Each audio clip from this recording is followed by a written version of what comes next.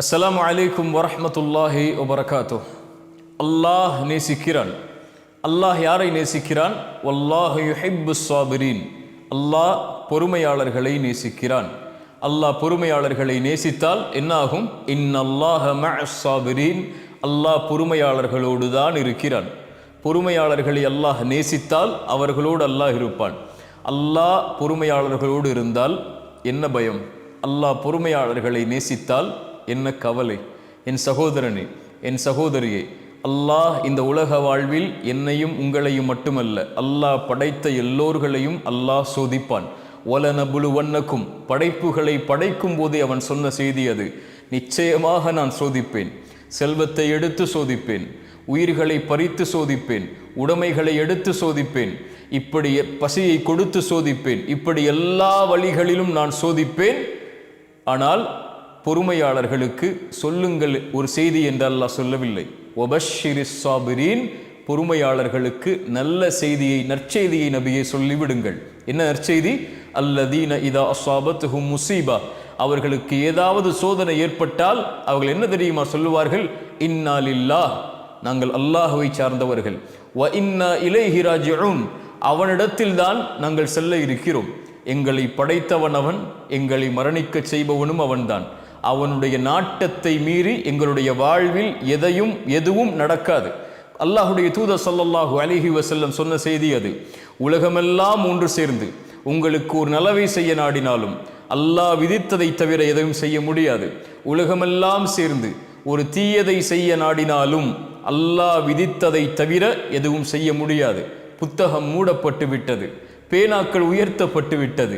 அல்லாஹ் விதித்தது தான் எங்களுடைய வாழ்வில் நடக்கும். இந்த சோதனையை கொடுத்தவன் அவன்தான் இதை நீக்குவான் என்ற பொறுமையை கடைபிடிப்பார்கள். அந்த பொறுமையை கடைபிடிப்பவர்களோடு அல்லாஹ் இருக்கிறான். அல்லாஹுடைய தூதர் சொன்னார்கள், ஒரு இறை நம்பிக்கை கொண்டவனுடைய செயல் என்னை ஆச்சரியப்படுத்துகிறது. அவன் எதை செய்தாலும் நலவாகவே அமைகிறது. ஏதாவது நலவை அல்லாஹ் அவனுடைய வாழ்வில் கொடுத்தால் என்ன சொல்லுவான் அவன்? அல்ஹம்துலில்லாஹ், அல்லாஹுக்கே எல்லா புகழும் என்று அல்லாஹுவை சார்வான். ஏன்? கொடுத்தவன் அவன்.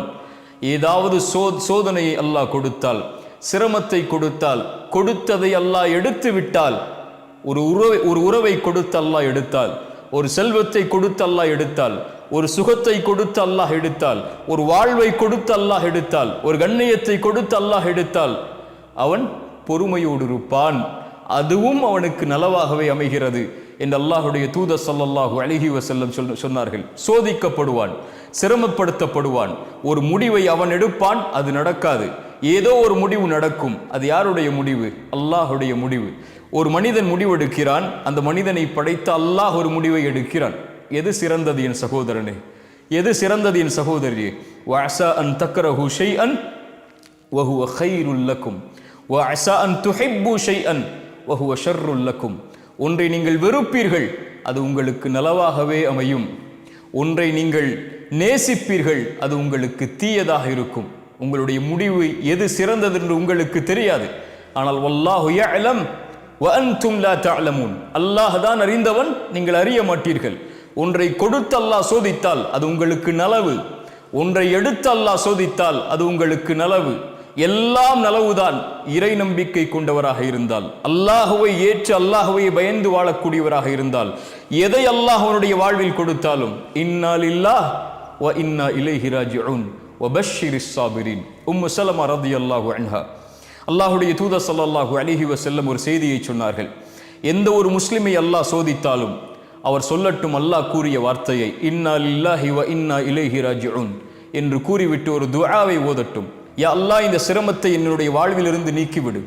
இதை விட சிறந்த ஒன்றை, நீ எடுத்ததை விட சிறந்த ஒன்றை எனக்கு கொடுத்து விடு என்ற துஆவை ஓதுமாறு அல்லாஹுடைய தூதர் ஸல்லல்லாஹு அலைஹி வஸல்லம் சொன்னார்கள். உம்மு ஸலமா, அவங்களுடைய கணவர் அபூ ஸலமா ரலியல்லாஹு அன்ஹு மரணித்து விட்டார்கள். உம்மு ஸலமா அவர்கள் சொன்னார்கள், அபூ ஸலமாவை அல்லாஹ் எடுத்து விட்டான். அபூ ஸலமாவை விட சிறந்தவரையா அல்லாஹ் எனக்கு கொடுக்க போகிறான் இந்த துஆவின் அடிப்படையில் என்று கேட்டார்கள். உம்மு ஸலமா ரலியல்லாஹு அன்ஹா அவர்களுக்கு அல்லாஹ் யாரை கொடுத்தான்? அபூ ஸலமாவை விட சிறந்தவர் இந்த பூமியில் இல்லை என்று அவராக நினைத்தார்கள். அல்லாஹ் கொடுத்தான். இந்த உலகத்திலேயே அவரை போன்று சிறந்த மனிதர் யாரும் இல்லாத முஹம்மது ரசூலுல்லாஹ் ஸல்லல்லாஹு அலைஹி வஸல்லம். இந்த உலகில் எதுவும் நடக்கலாம், எதுவும் எடுக்கப்படலாம். எந்த ஒன்றையும் அல்லாஹ் எடுத்தாலும் அது உங்களுக்கு நலவுதான். எந்த ஒன்றை அல்லாஹ் உங்களுக்கு கொடுத்தாலும் அதுவும் நலவுதான். மனிதன் அறியாதவன், அல்லாஹ் ஒருவன்தான் அறிந்தவன். நோயில் சோதிக்கப்படுகிறீர்களா? பொறுமையோடு இருங்கள். செல்வத்தை எடுத்து அல்லாஹ் சோதிக்கிறானா? பொறுமையோடு இருங்கள். அல்லாஹ் உயிர்களை பறித்து நீங்கள் விரும்பக்கூடிய நேசிக்கக்கூடியவர்கள் எல்லாம் மரணிக்கிறார்களா? பொறுமையோடு இருங்கள். அல்லாஹ் உங்களை கண்ணியத்தில் சோதிக்கிறானா? பொறுமையோடு இருங்கள்.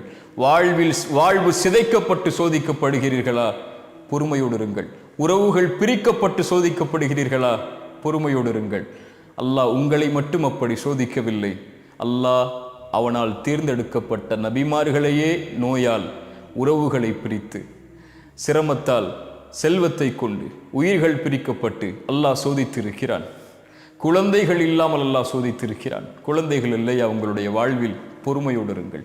வபஷ்ஷிரி ஸாபிரீன், பொறுமையை கடைபிடியுங்கள். இப்படி எந்த வழியில் மரணம் வரை உங்களை அல்லாஹ் சோதித்தாலும் பொறுமையை கடைபிடித்தால் வபஷ்ஷிரி ஸாபிரீன், அந்த பொறுமையாளர்களுக்கு நற்செய்தி சொல்லுங்கள். என்ன நற்செய்தி? வல்லாஹு யுஹிப்பு ஸாபிரீன், வல்லாஹு யுஹிப்பு ஸாபிரீன். அந்த பொறுமையாளர்களை அல்லாஹ் நேசிக்கிறான்.